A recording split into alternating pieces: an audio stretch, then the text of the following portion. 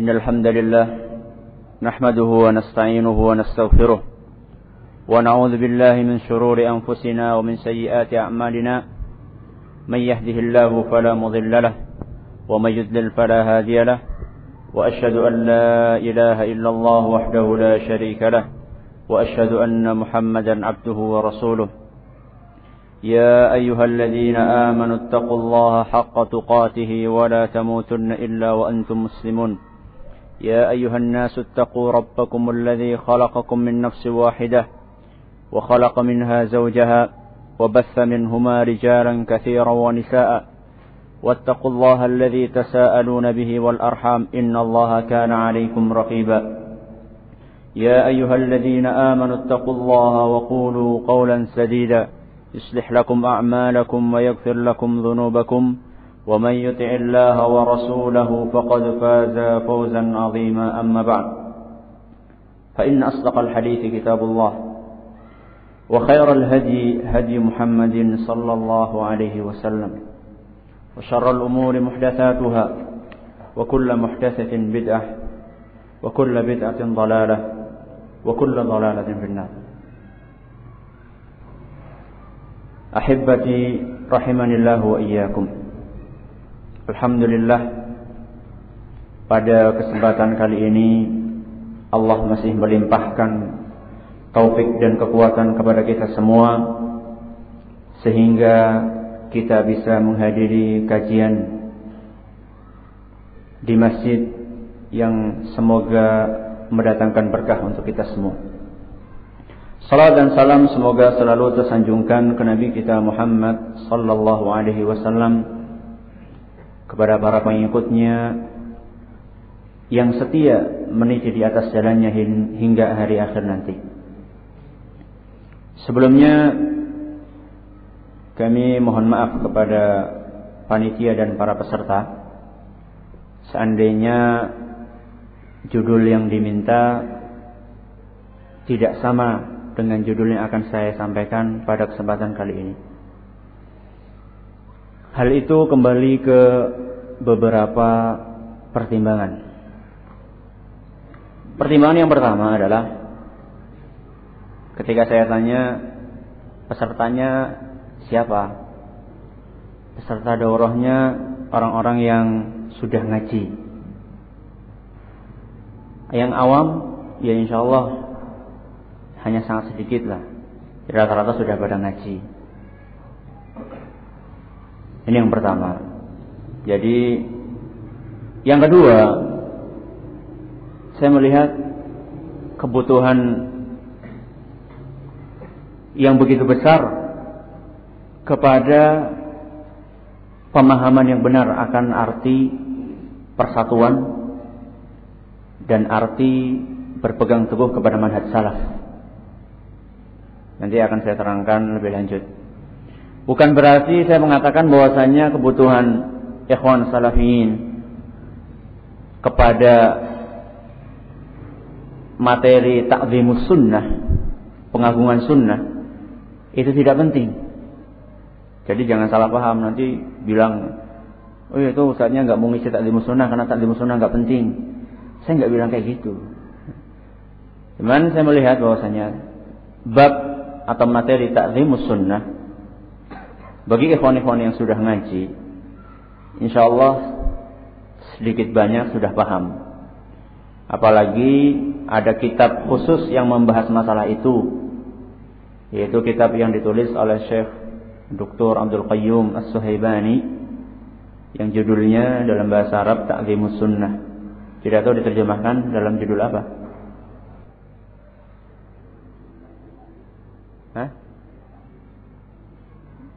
Apa? Faedah. Katanya faedah ta'zimus sunnah. Artinya sudah diterjemahkan. Dan kalau misalnya saya menyampaikan materi ta'zimus sunnah, sama saja antum baca buku itu. Jadi insya Allah nggak ada yang baru. Maka saya beristihad untuk membahas masalah yang kami anggap lebih urgen, lebih penting untuk kita bicarakan pada masa-masa sekarang. di masa-masa yang kita semua merasakan betapa di antara ahlus sunnah, di antara salafiyin terjadi perbedaan pendapat, yang itu semua seandainya kita mendalami materi pengertian dari persatuan dan pengertian dari berpegang teguh kepada manhaj salaf dengan baik, kita mengenalnya dengan baik, diharapkan bisa memperkecil atau menghilangkan perpecahan tersebut. Materi yang akan disampaikan bersumber dari dua ceramah yang disampaikan oleh Syekh Ibrahim bin Amir Ar-Ruhaili ketika daurah di Malang.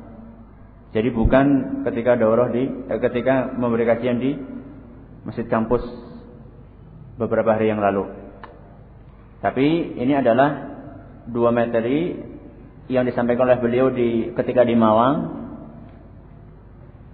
dan kami transkrip dalam bentuk tulisan. Kemudian beliau sudah mengoreksinya dan mengizinkan untuk disebarkan di antara tulabul ilm. Akan tetapi tidak semua yang akan Anda sampaikan itu ada di ceramah beliau. Karena ada beberapa tambahan-tambahan, contoh-contoh yang Anda anggap perlu untuk disampaikan sebagai penjelas. Jadi kalau misalnya nanti Anda menyampaikan sesuatu, jangan langsung dinisbahkan bahwasanya ini adalah perkataan Syekh Ibrahim, ya. Karena sudah saya ingatkan dari awal bahwasanya Anda akan menambah beberapa tambahan-tambahan agar lebih jelas. Akan tetapi secara global itu diambil dari ceramahnya beliau, hafizahullah ta'ala. Sekarang kita masuk ke dalam pembahasan memahami lebih dalam makna dari al-i'tisam, yaitu berpegang teguh kepada agama, dan juga makna dari al-istima' atau persatuan.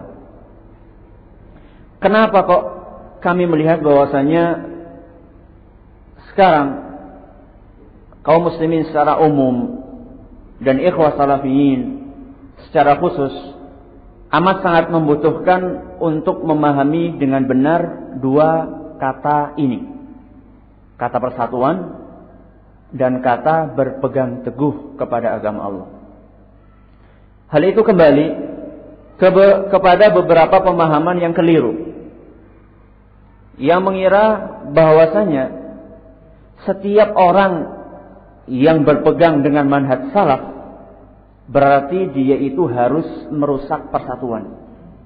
Dalam artian harus berpecah belah, harus mentahdir, harus menghajar, harus tidak salam, harus bermuka kecut apa masam? Sama.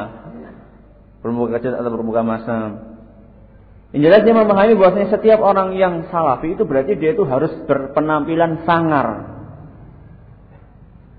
Artinya dia itu tidak lagi memperhatikan persatuan. Yang penting kita itu berpegang teguh kepada al-haq, tidak peduli orang itu tidak sesuai dengan kita, yang tidak sesuai kita tinggalkan aja. EGP. Emang gue pikirin. Mungkin ada yang berpandangan seperti itu. Ini kekeliruan. Kemudian juga ada sebagian orang yang dia itu berpikir bahwasanya persatuan itu tidak akan bisa dicapai kecuali dengan kita meninggalkan manhaj salaf. Kenapa? Karena mereka beranggapan bahwasanya manhaj salaf lah yang memecah belah apa? Umat. Jadi cara satu-satunya supaya kita bersatu, kita harus meninggalkan manhaj salaf. Karena menurut mereka orang-orang salafi itu yang bikin onar di mana-mana. Kerjaannya cuma mentahdir, kerjaannya cuma menghajar, kerjaannya cuma menerangkan ini kelompok ini, kesalahannya ini kelompok ini, kesalahan ini. Di mana-mana ngomongnya itu terus. Ini dia biang kerok perpecahan di antar umat. Berarti kalau kita mau bersatu, kita harus meninggalkan manhaj salaf dan jangan sampai kita menyebarkan akidah yang benar. Sebagaimana yang diyakini oleh beberapa kelompok pada zaman ini. Nah, ini adalah merupakan dua sikap yang bertolak belakang. Satunya hulu, satunya taksir. Satunya berlebih-lebihan, bersikap ekstrim, satunya meremehkan. Nah, dua sikap ini bersumber dari pemahaman yang keliru akan arti dari persatuan. Dan juga akan arti dari berpegang teguh kepada manhaj salaf. Maka ana melihat alangkah pentingnya untuk memperdalam dua masalah ini. Loh, kan kemarin sudah dibahas oleh Syekh di UGM. Yang namanya ilmu, kalau nggak diulang-ulang, apa? Hilang. Kalau nggak diulang-ulang, maka akan hilang. Lawang sudah diulang-ulang saja masih hilang, apalagi tidak diulang-ulang. Kemudian juga beliau kemarin berbicara secara global dan perlu kiranya untuk diulangi dan diberikan contoh-contoh yang lebih mendetail supaya bisa lebih dipahami oleh kita semua yang baru belajar. Allah Subhanahu wa taala berfirman, "Wa'tasimu bihablillahi jami'an wa la tafarraqu." Yang artinya, dan berpegang teguhlah kalian dengan agama Allah serta jangan berpecah belah. Perhatikan baik-baik ayat ini. Ayat ini terbagi menjadi dua perintah. Bagian pertama adalah perintah wa'tasimu bihablillahi jami'an. Yang artinya berpegang teguhlah kalian semua dengan apa? Tali Allah. Maksudnya adalah berpegang teguhlah kalian dengan kitab dan sunnah, dengan pemahaman salaf. Ini secara gamblang seperti ini. Jadi berpegang teguhlah kepada manhaj salaf.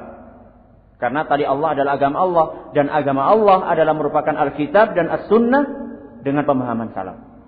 Ini perintah pertama. Perintah kedua adalah wala tafarraqu. Dan janganlah kalian berpecah belah. Artinya perintah yang kedua adalah perintah dari Allah Subhanahu wa taala agar kita bersatu dan tidak berpecah belah. Sekarang kalau misalnya kita perhatikan baik-baik ayat ini, Allah memerintahkan supaya berpegang teguh dengan manhaj salaf. Kemudian sesudahnya memerintahkan untuk bersatu dan tidak berpecah belah. Ini menunjukkan bahwasanya antara berpegang teguh dengan manhaj salaf dan antara persatuan itu tidak ada pertentangan di antara dua perintah ini. Tidak ada kontradiksi. Artinya orang yang berpegang teguh dengan manhaj salaf tidak mengharuskan dia untuk memecah belah persatuan. Artinya orang yang berpegang teguh dengan manhaj salaf tidak mesti dia itu harus menimbulkan perpecahan. Kebalikannya, untuk mewujudkan persatuan itu tidak mesti dengan mengorbankan manhaj salaf. Karena kalau misalnya demikian, mengapa Allah Subhanahu wa taala memerintahkan untuk berpegang teguh dengan akidah yang benar, dengan manhaj salaf, kemudian melarang kita untuk berpecah belah? Kalau misalnya berpegang teguh kepada akidah salaf menyebabkan kita berpecah belah, berarti di dalam ayat ini terdapat apa? Kontradiksi, terdapat pertentangan. Sampai di sini bisa dipahami? Benar. Nanti saya tanya. Hah? Dan jangan ada yang ngantuk.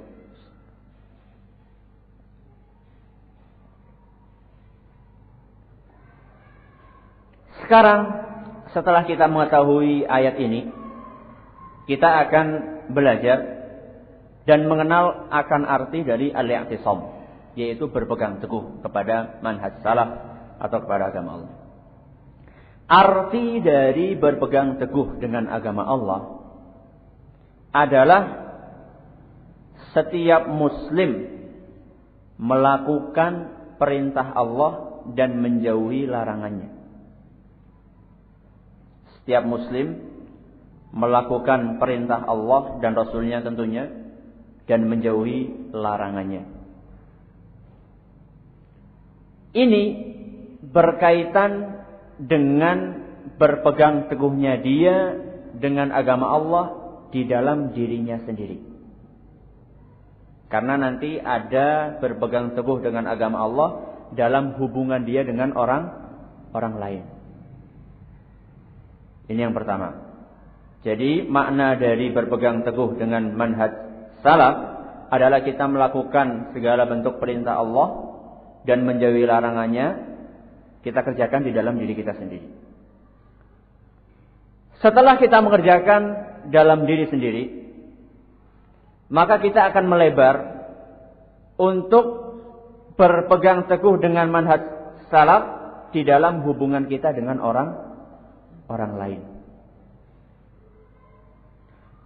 Dan berpegang teguh dengan agama Allah di dalam hubungan kita dengan orang lain adalah dengan mendakwahkan apa yang sudah kita punyai dari ilmu kepada orang lain.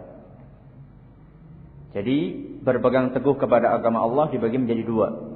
Berpegang teguh kepada agama Allah di dalam diri kita sendiri. Setelah itu kita berpegang teguh dengan agama Allah di dalam hubungan kita dengan orang lain.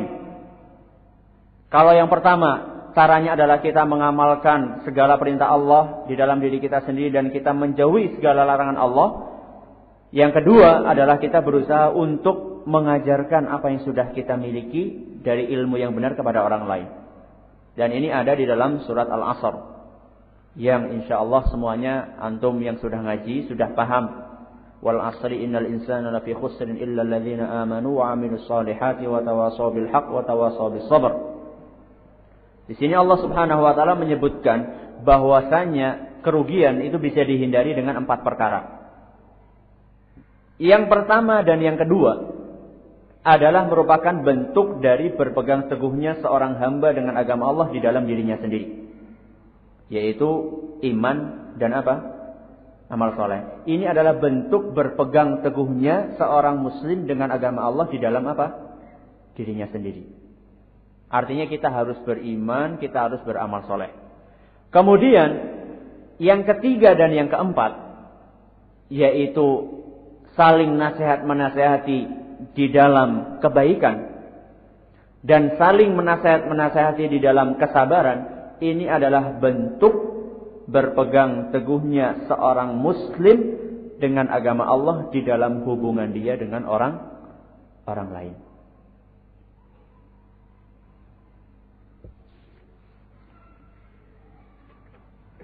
Kemudian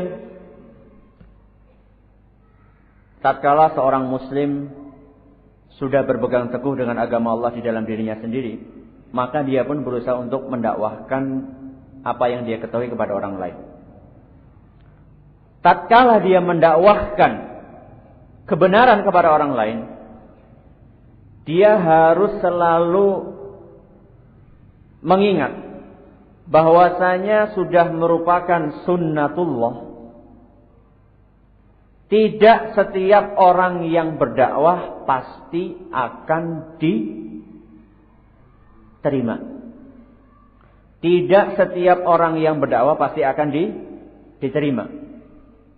Artinya, jangan kok kita berangan-angan bahwasanya setiap kita berdakwah pasti akan disebarkan di depan kita bunga-bunga yang berbau wangi. Jadi kita juga harus siap. Tatkala kita mulai dakwah, kita sudah siap bahwasannya yang akan kita hadapi adalah jalan yang terjal, yang penuh dengan duri. Alias tidak mesti dakwah kita akan diterima. Dan merupakan sunnatullah bahwasanya seorang dai terkadang dakwahnya tidak diterima. Bahkan kata Syekhul Islam Ibnu Taimiyah rahimahullah, "Ma min rasulin illa waqad kadzdzabahu ba'du qaumih." Tidak ada seorang rasul pun yang Allah utus kecuali ada sebagian dari kaumnya yang mendustakan dakwah dia. Jadi kata beliau, pasti setiap rasul ada saja yang apa? Yang mendustakan dakwahnya alias tidak menerima. Dan ini sudah merupakan sunnatullah. Bahkan dalam satu hadis Rasulullah sallallahu alaihi wasallam bersabda, "Wa ya'tir rasulu wa laysa ma'ahu ahad." Nanti pada hari kiamat akan datang seorang rasul yang sama sekali tidak memiliki apa? Pengikut. Padahal rasul adalah utusan dari Allah Subhanahu wa taala, dan Allah Subhanahu wa taala telah memberikan kepada dia mukjizat-mukjizat dan dibantu oleh Allah Subhanahu wa taala. Tetap saja masih ada seorang rasul yang datang pada hari kiamat nanti dengan tidak membawa pengikut satupun juga, alias tidak ada satupun di antara kaumnya yang menerima dakwah rasul tersebut. Disinilah letak kita harus memperhatikan. Tatkala dakwah kita tidak diterima, jangan sampai kemudian kita terjerumus kepada kesalahan. Kita sudah berdakwah, ngisi pengajian di sana sini, mengisi kajian di sekolah atau di masjid, ternyata tidak diterima. Hati-hati. Tatkala kita berdakwah dan tidak diterima, jangan sampai kita terjerumus kepada salah satu di antara dua kesalahan. Kesalahan yang pertama adalah bersikap keras yang berlebih-lebihan. Karena kita, saya sudah capek, sudah dakwah sebulan, baru dakwah sebulan. Saya sudah capek berdakwah setahun, 2 tahun, 3 tahun, tapi nggak diterima juga, berarti saya harus bersikap keras yang berlebih-lebihan. Berarti dia kalau sudah memang itu orang dasarnya keras kepala, nggak mau menerima al-haq, memang dia itu mubtadi', memang dia ahlul bid'ah, memang dia ini, akhirnya ditinggalkan orang-orang yang sedang dia dakwahi dengan alasan dia tidak mau menerima. Ini kekeliruan yang pertama. Nanti akan kita bahas tentang norma-norma hajar, supaya jangan dipahami bahwasanya kita itu tidak boleh hajar. Tapi hajar adalah disyariatkan, cuman dengan norma-norma yang akan kita terangkan nanti. Ini kekeliruan yang pertama. Kesalahan yang kedua, yang sebagian orang terjerumus ke dalamnya tatkala dia berdakwah tidak diterima, adalah dia berubah menjadi malas, alias putus asa. Saya sudah dakwah tapi dia nggak mau menerima, sudah tinggalkan aja. Putus asa, malas, cuek, nggak mau lagi berdakwah. Dan Allah Subhanahu wa taala sudah mengingatkan akan dari dua kesalahan ini. Kesalahan yang pertama, Allah ingatkan di dalam firman-Nya kepada Rasulullah sallallahu alaihi wasallam, "Fasbir kama sabara ulul azmi minar rusul." Yang artinya bersabarlah kalian sebagaimana bersabarnya para rasul yang termasuk dalam golongan ulul azm. Jadi Rasulullah SAW diperintahkan untuk bersabar seperti sabarnya ulul azm, yaitu para rasul yang mereka itu dijuluki oleh Allah Subhanahu wa taala dengan ulul azm, yaitu orang-orang yang memiliki sikap yang tegar, memiliki sikap yang teguh di dalam berdakwah. Dan Rasulullah SAW adalah merupakan rasul yang paling teguh di dalam dakwahnya di antara ulul azm yang ada. Rasulullah SAW diperintahkan untuk bersabar seperti sabarnya ulul azm. Artinya apa? Artinya tatkala kita berdakwah dan tidak diterima, kita harus bersabar dan terus berdakwah. Jangan kemudian kita berubah menjadi bersikap keras yang berlebih-lebihan kepada para mad'u kita. Adapun kekeliruan yang kedua, sudah diingatkan oleh Allah Subhanahu wa taala tatkala Rasulullah sallallahu alaihi wasallam merasa bersedih di saat pamannya Abu Thalib tidak meninggal dalam keadaan apa? Islam. Alias Abu Thalib itu meninggal dalam keadaan apa? Dalam keadaan kafir. Rasulullah pun sedih dan terasa berat karena Abu Thalib adalah merupakan salah satu orang yang paling dekat dengan siapa? Dengan Rasulullah SAW. Dialah yang melindungi Rasulullah SAW ketika berdakwah, dan dialah yang melindungi Rasulullah SAW dari gangguan orang-orang kafir Quraisy. Ternyata Abu Thalib meninggal dalam keadaan apa? Dalam keadaan kafir. Maka Rasulullah pun sangat bersedih. Kemudian Allah Subhanahu wa taala berkata kepada Rasulullah sallallahu alaihi wasallam, "Innaka la tahdi man ahbabta, walakinallaha yahdi man yasha." Sesungguhnya kamu wahai Muhammad tidak bisa memberi hidayah kepada setiap orang yang kamu cintai. Walakinallaha yahdi man yasha, akan tetapi Allah lah yang akan memberi hidayah kepada siapa yang Dia kehendaki. Jadi di sini Rasulullah sallallahu alaihi wasallam memperingatkan, Allah Subhanahu wa taala memperingatkan Rasulnya supaya jangan berputus asa.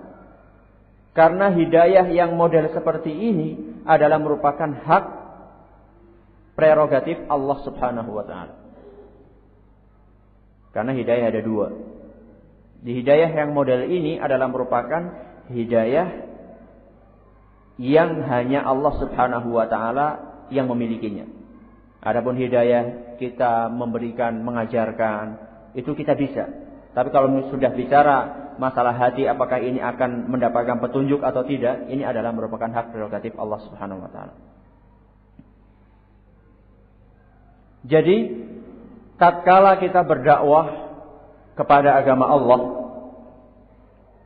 sejak awal jalan kita berjalan mulai dakwah, jangan sampai kita meniti jalan yang salah. Dan berdakwah kepada Allah ada dua metode dalam menyikapi orang yang bersalah. Metode yang pertama adalah metode hajar, yaitu kita meninggalkan atau mendiamkan orang yang bersalah,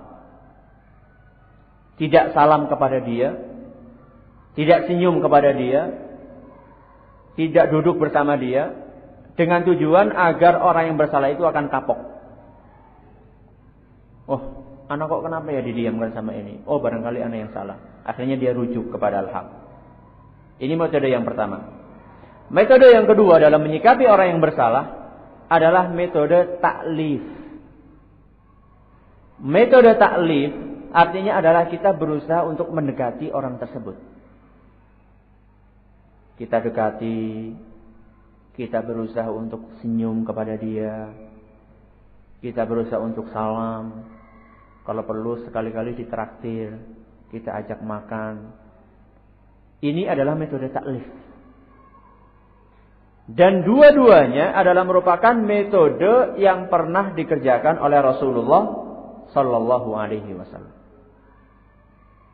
Dan yang ingin kita bicarakan secara terperinci berkaitan dengan masalah kita pada pagi hari ini adalah masalah hajar. Siapa yang masih ingat kemarin pengajian dengan Syekh Ibrahim? Hajar itu disyariatkan untuk 3 maslahat. Yang pertama, yang kedua, yang ketiga. Siapa?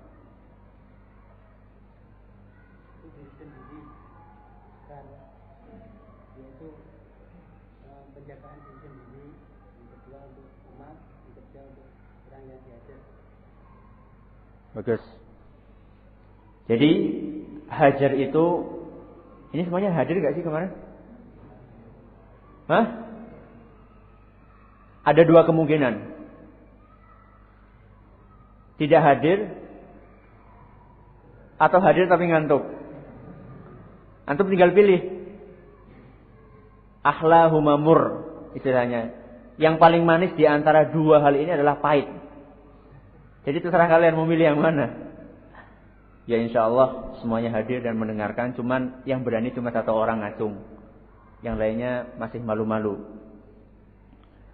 Hajar secara global disyariatkan untuk 3 maslahat. Yang pertama adalah untuk maslahat orang yang menghajar. Yang kedua adalah untuk maslahat umat. Yang model ketiga adalah untuk maslahat orang yang dihajar.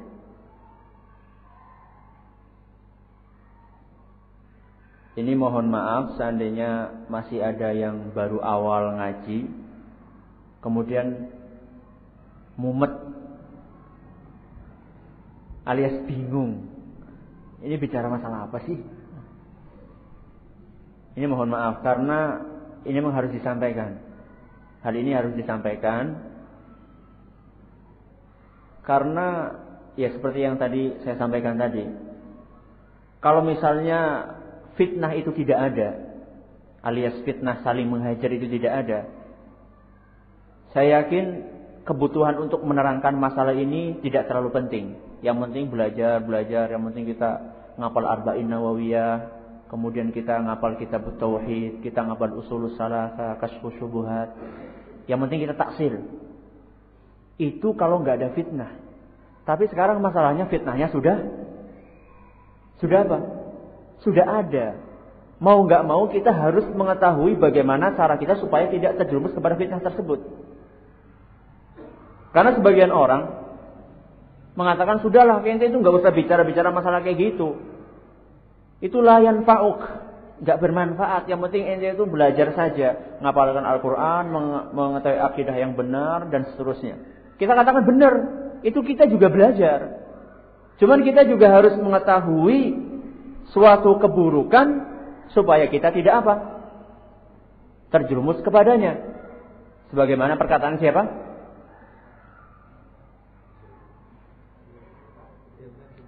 Hudzaifah ibn al-Yaman. Kana an-nasu yas'aluna Rasulullah sallallahu alaihi wasallam 'anil khair. Wa kuntu as'aluhu 'anil syarr makhafata an yudrikani. Kata Hudzaifah, para sahabat sebagian besar atau rata-rata dari mereka tatkala tanya kepada Rasulullah sallallahu alaihi wasallam, mereka bertanya tentang kebaikan. Alias apa sih yang harus kita kerjakan? Apa sih ibadahnya ini? Bagaimana caranya? Bagaimana cara sholat? Bagaimana? Ya rata-rata mereka bertanya tentang kepada Rasulullah tentang kebaikan. Tapi Hudzaifah tidak. Wa kuntu as'aluhu 'anil syarr. Dan aku bertanya kepada Rasulullah sallallahu alaihi wasallam tentang keburukan. Kenapa? Makhafata an yudrikani, karena saya takut aku akan terjerumus kepada keburukan tersebut. Sebagaimana perkataan seorang penyair, araftu syarra la lisyarr wa inna ma araftuhu litawaqqih. Atau kama qala dzalika syair. Saya mengetahui kebaikan bukan untuk saya mengetahui keburukan bukan untuk zat keburukan itu, tapi saya mengetahui keburukan supaya saya tidak terjerumus kepada keburukan tersebut.